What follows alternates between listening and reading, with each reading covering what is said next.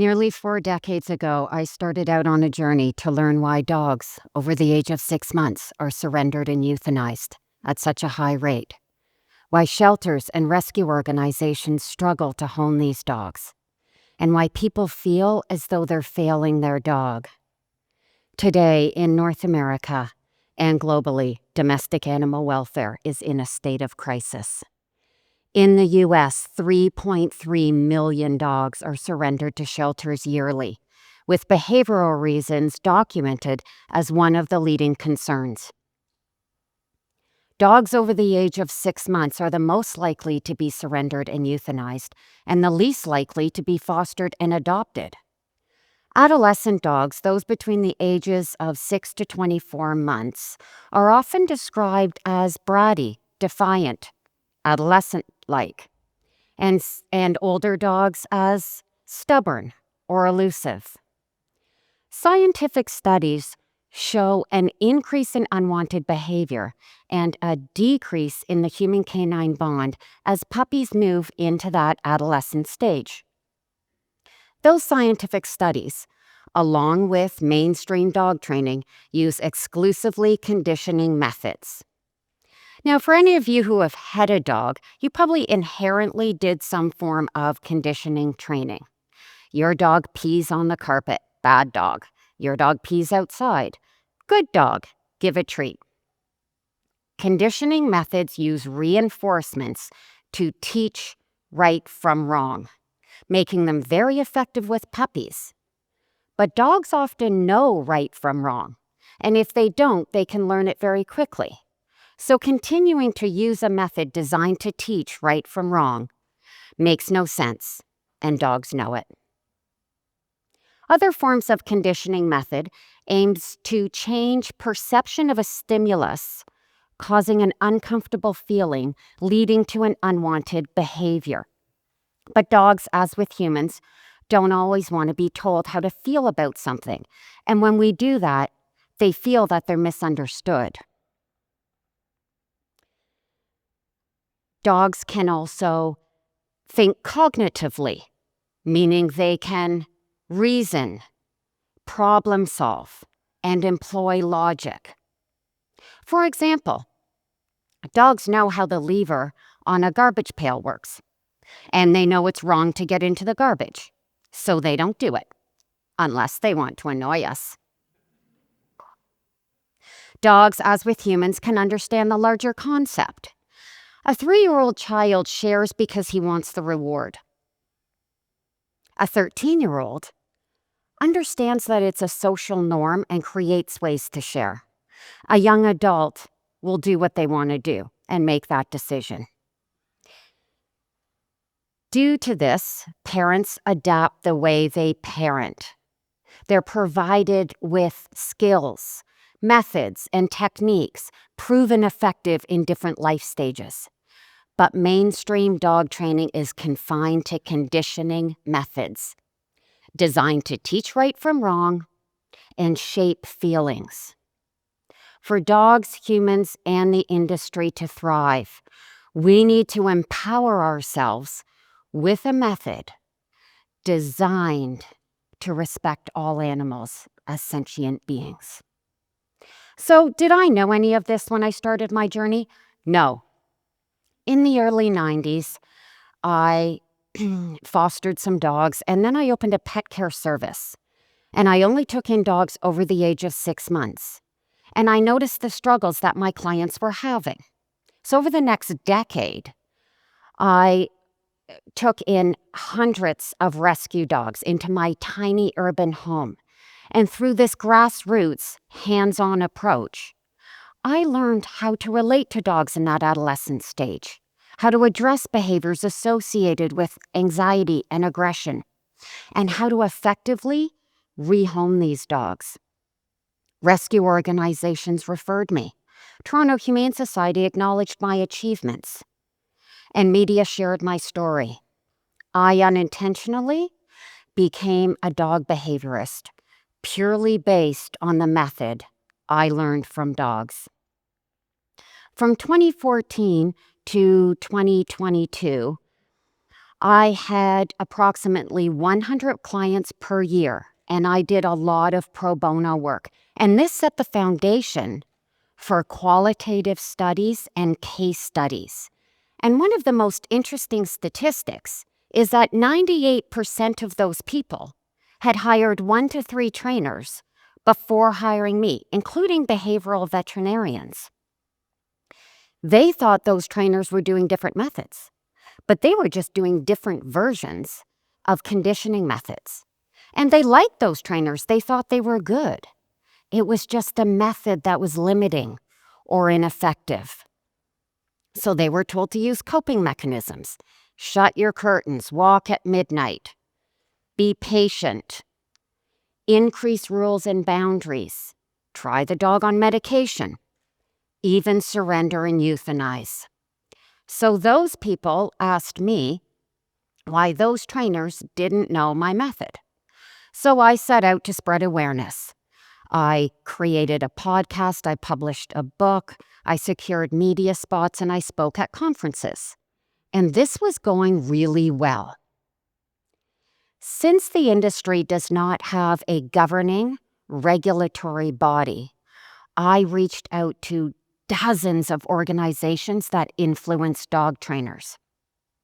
And although they position themselves as leaders in the industry, providing the most up-to-date best practices, they're not obligated to acknowledge anyone or anything.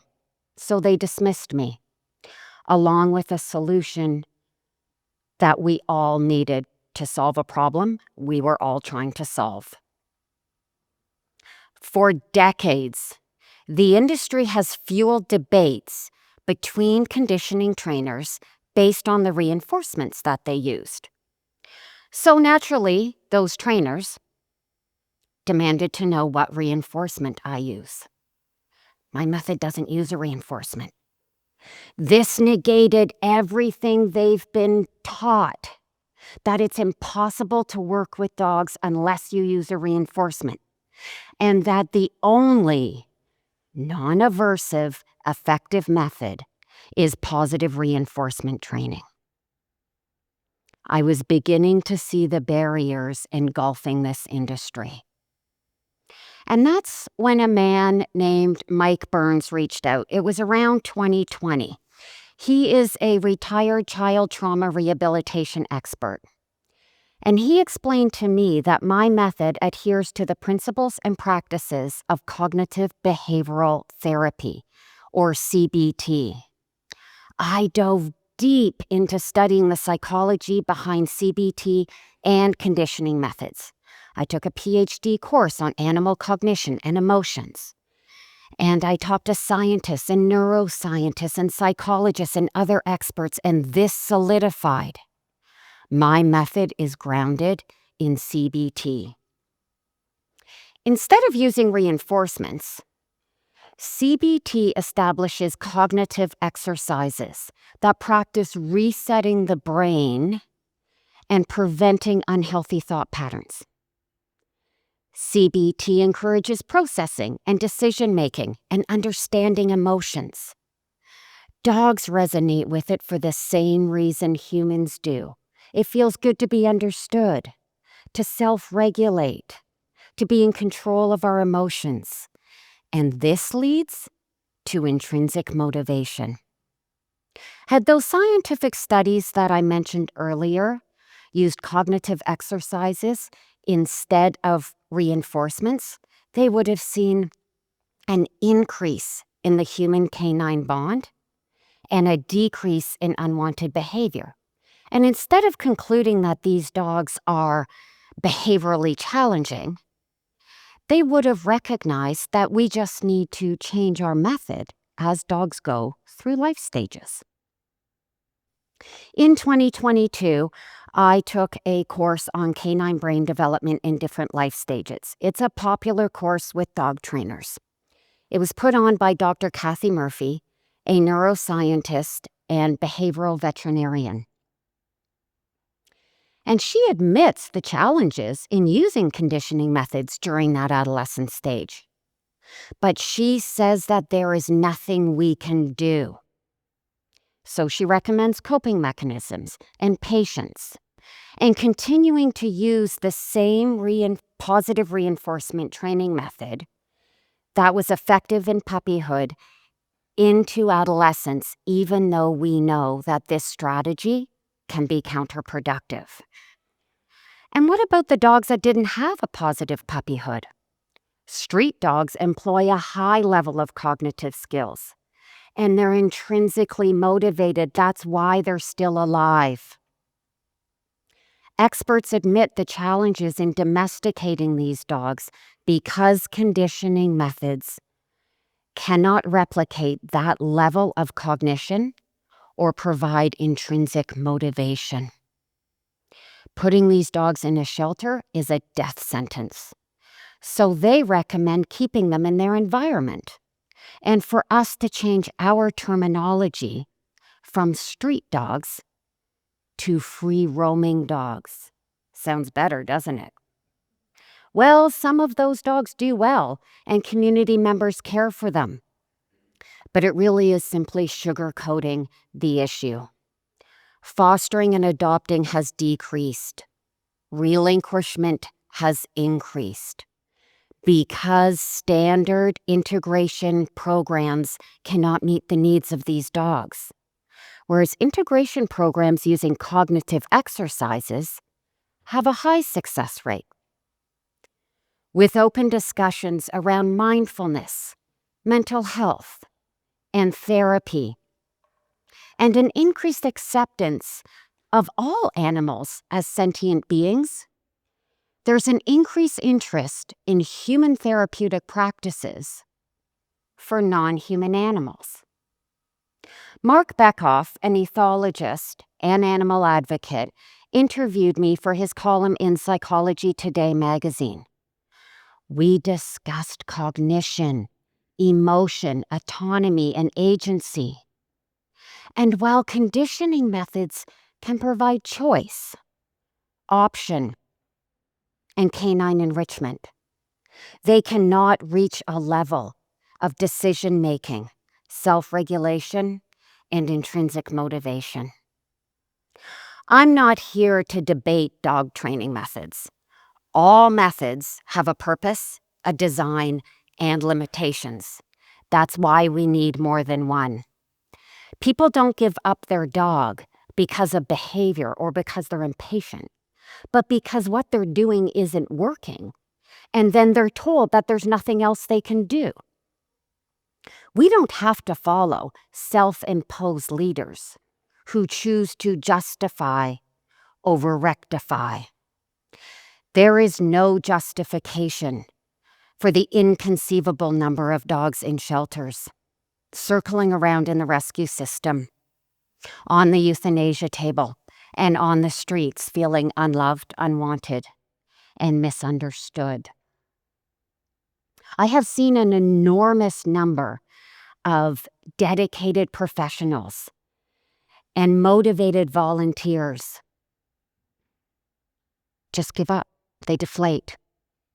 They feel helpless. They burn out. So in 2024, I launched the Institute of Canine Psychotherapy. The students are encouraged to be free thinkers, to explore and to empower themselves with skills. And they're already making an impact, locally and globally. 4 years before launching the Institute, I received a phone call from a man named Peter Gibson.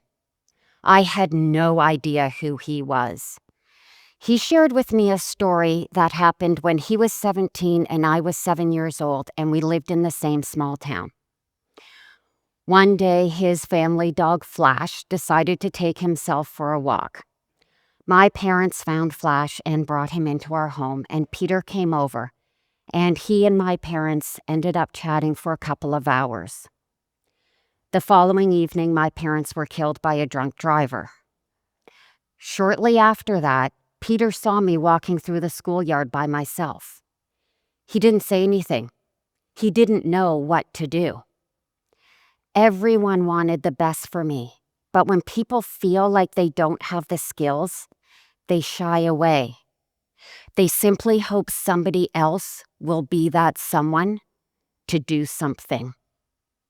Although I went to live with family friends, I never felt wanted, loved, or understood.